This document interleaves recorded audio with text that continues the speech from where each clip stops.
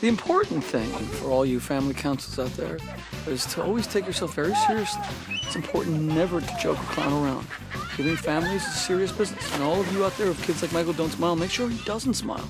And make sure that every family problem is treated like morbidly and like you're in the cemetery. Because family life should never be fun.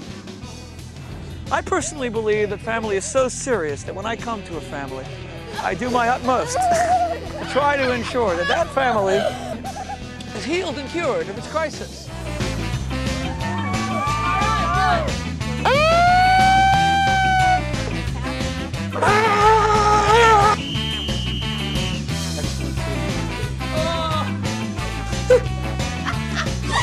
You're a fraud. This is my show. We're making our house.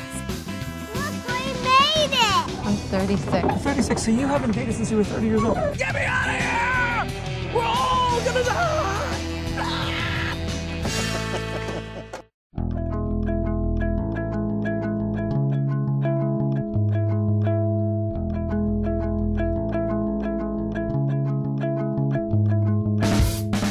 It has become clear to me that the problems in the Weidman's home have nothing to do with ill-behaved children, as the parents claim. I need to take a day to concentrate on mom and dad's issues in order to bring some order into their home. Right now, it's all kids, cats, and chaos, and is on the verge of catastrophe. Somebody needs to step up to the plate, and I'm the one to get him in the game. If you can say to me that you're comfortable asking your mother-in-law for money, then you're compromising your own dignity. Because I would rather have each one of these teeth extracted with pliers rather than ever ask my in-laws for anything. I pray to God, God Almighty, who's looking down upon me and Shane, inflict any torture on me, but do not ever have me ask my in-laws for money. I mean, the horror of it, Shane. Shane, you got to get out there and get a job. Okay, let's do a job interview right now. Here I am. I'm a supervisor. I'm looking for a manager. You're applying for a job. So, nice to meet you. Thanks for coming for this interview. Thank you for having me. What are your qualifications? I have a track record of retail management, of increasing sales, having great profit and loss statements. How do I want to word this?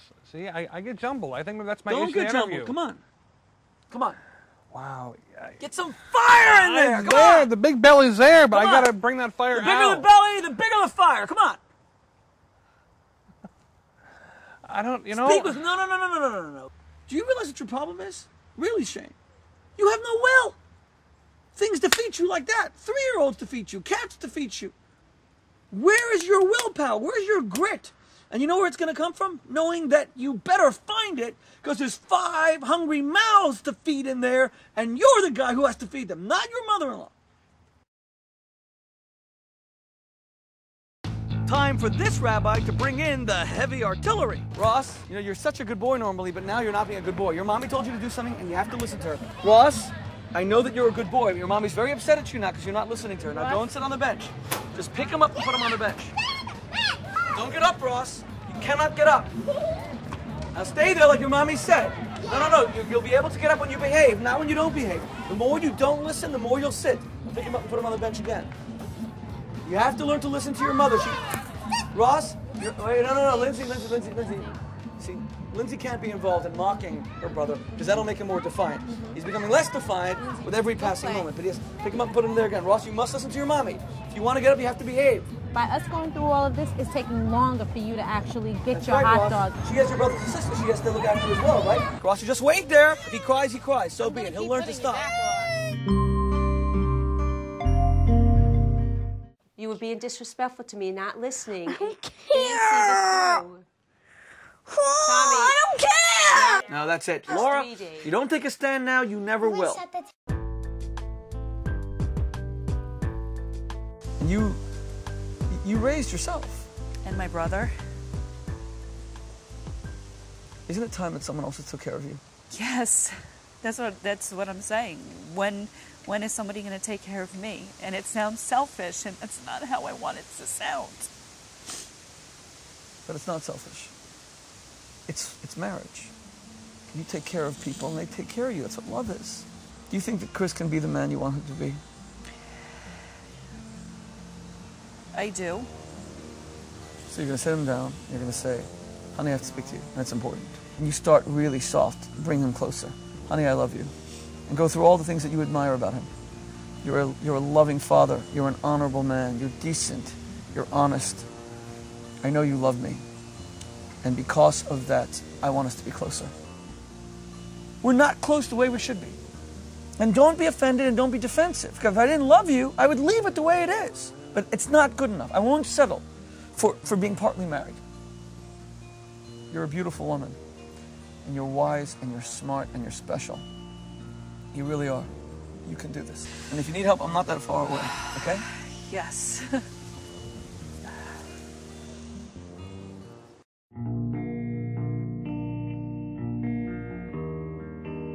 Do you find it difficult to talk about the pain that you have from that day? Sometimes. You find it easy to talk to Doreen about it?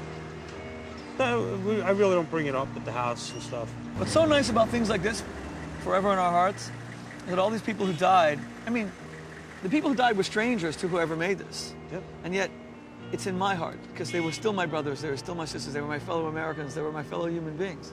When you see things like this, does it make you happy that you see people really care and that your friends aren't forgotten? Oh, yeah. The Pottery Place, West Greenwich Village.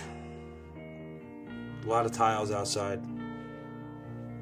Hit a lot of, right there.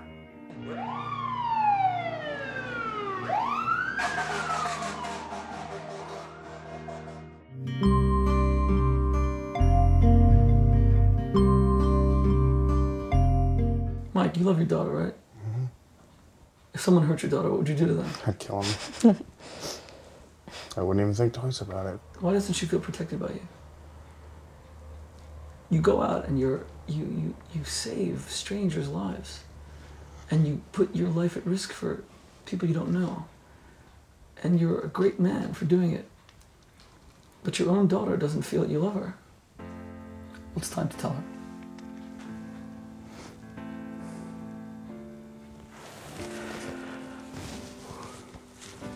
Megan.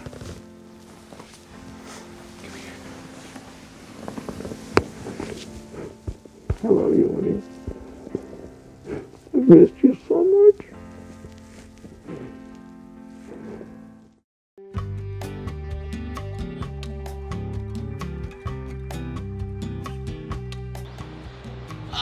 Central Park. You guys tonight are all dressed up. Romance is in the air. I think you should tell your husband that you guys should both do it more. You know, it's nice that we dressed up, but I think that we should do it more. I think we should make it a ritual that, like, once a week, we go out. Okay, so you there watching at home, seeing this couple rediscover some of the lost romance in their marriage. How much has been lost in your marriage? What are you married? 4 years, 10 years, 25 years? And how often do you take simple romantic strolls, holding hands in the park? Is this so hard? Is this rocket science? We so often let our marriages just atrophy. We let it get stale and boring. And then we end up divorced. I counsel couples like that. All the divorces that were so avoidable. People who come 5, 10 years later and they say, there was no real problem between us. We just drifted apart. We just fell out of love. We became strangers to each other. Don't let that happen. Thank you. You're welcome.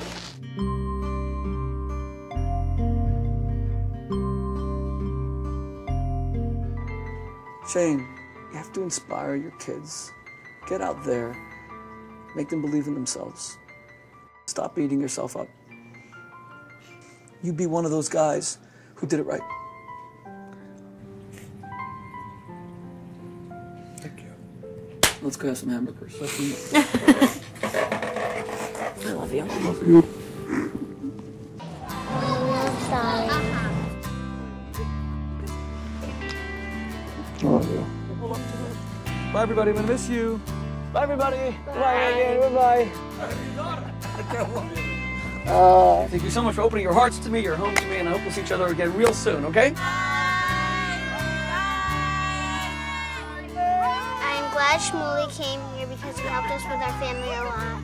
And if you have the same problem like we are, tell Shmuley.